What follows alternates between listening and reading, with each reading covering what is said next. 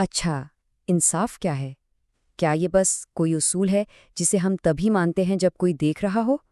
آج ہم افلاطون کی مشہور زمانہ کتاب ریاست میں گہرائی تک جائیں گے اور تاریخ کے سب سے بڑے فکری تجربات میں سے ایک کو سمجھنے کی کوشش کریں گے۔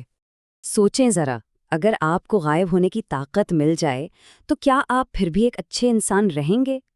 یہ کوئی آج کل کی سپر ہیرو فلموں کا سوال نہیں ہے، یہ تو کوئی 2400 سال پرانا سوال ہے جس نے فلسفے کی دنیا میں ایک بہت ہی گہری بحث چھیڑ دی تھی۔ اور افلاطون کی کتاب ریاست ٹھیک اسی چیلنج سے شروع ہوتی ہے۔ یہ ہمیں سوچنے پر مجبور کرتی ہے کہ بھائی، کیا ہم واقعی میں انصاف پسند ہیں یا صرف دنیا کو دکھانے کے لیے انصاف پسند بنتے ہیں؟ تو چلیں اس میں تھوڑا گہرائی میں جاتے ہیں۔ بات کچھ یوں شروع ہوتی ہے کہ افلاطون کے اپنے ہی دو بھائی گلاؤکون اور ایڈیمنٹس اس دور کے عظیم فلسفی سقراط کو چیلنج کر بیٹھتے ہیں کہ وہ انصاف کا دفاع کریں۔ وہ سقراط سے پوچھتے ہیں، کیا آپ واقعی ہمیں قائل کرنا چاہتے ہیں یا صرف اپنی بات منوانے کے لیے لفظوں کا کھیل کھیل رہے ہیں؟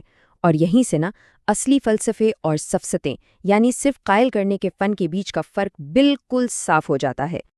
اچھا، اپنی بات کو مزید پکا کرنے کے لیے گلاؤکون ایک بڑی دلچسپ کہانی سناتا ہے، گائجرس کی انگوٹھی کی۔ کہانی یہ ہے کہ ایک چرواہے کو ایک انگوٹھی ملتی ہے جو اسے جب چاہے غائب کر سکتی ہے، اور وہ کیا کرتا ہے؟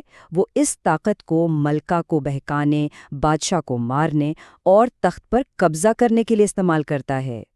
تو گلاؤکون کا پوائنٹ سیدھا سا ہے، بھئی جب کسی کو ایسی طاقت ملے گی نا تو وہ اپنے فائدے کے لیے ہی کام کرے گا، چاہے وہ کتنا ہی نیک کیوں نہ ہو۔ تو اب سقراط کے لیے چیلنج بہت بڑا ہے۔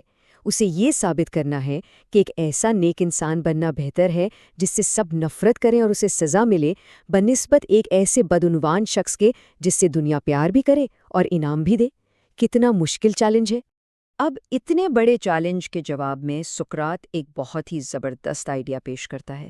وہ کہتا ہے، دیکھو، ایک اکیلے انسان کی روح میں انصاف ڈھونڈنا بہت مشکل کام ہے، تو کیوں نہ ہم پہلے ایک پورے شہر میں انصاف کو تلاش کریں؟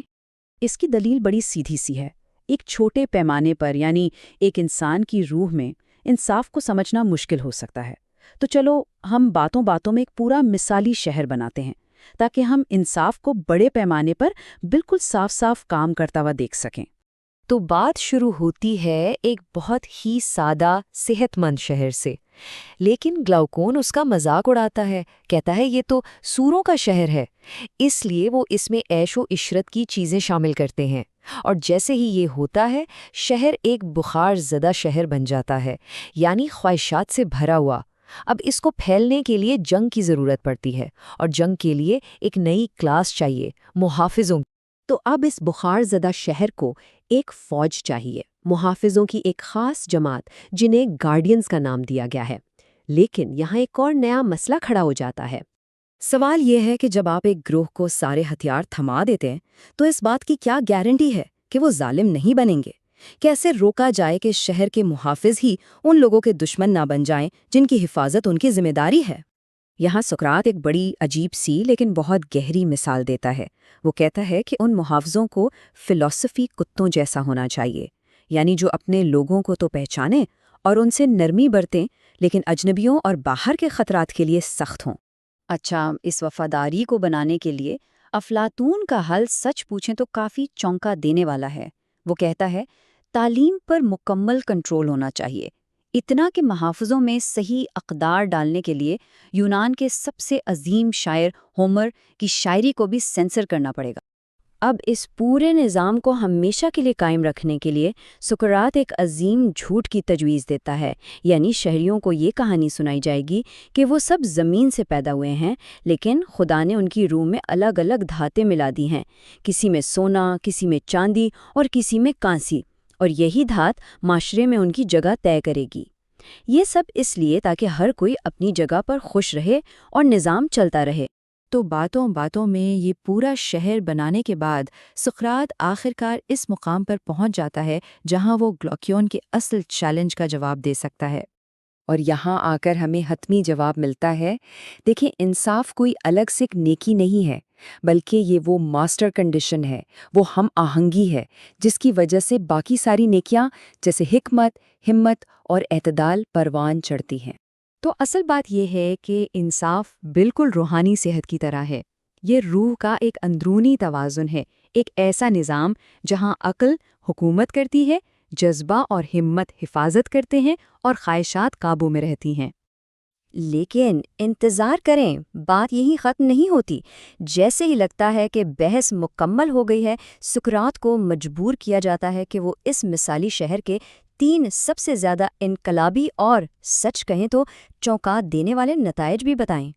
وہ انہیں دلیل کی 3 لہریں کہتا ہے، اور ہر اگلی لہر پچھلی والی سے زیادہ بڑی اور قبول کرنے میں زیادہ مشکل ہے۔ پہلی لہر کیا ہے؟ مردوں اور عورتوں کو ایک جیسی تعلیم دی جائے گی اور وہ حکمرانی سے لے کر جنگ تک سب کام ایک ساتھ کریں گے۔ دوسری لہر، جو حکمران طبقہ ہے اس کی نہ کوئی ذاتی جائیداد ہوگی اور نہ ہی کوئی روایتی خاندان، میاں بیوی اور بچے سب مشترکہ ہوں گے۔ اور پھر آتی ہے سب سے بڑی تیسری لہر۔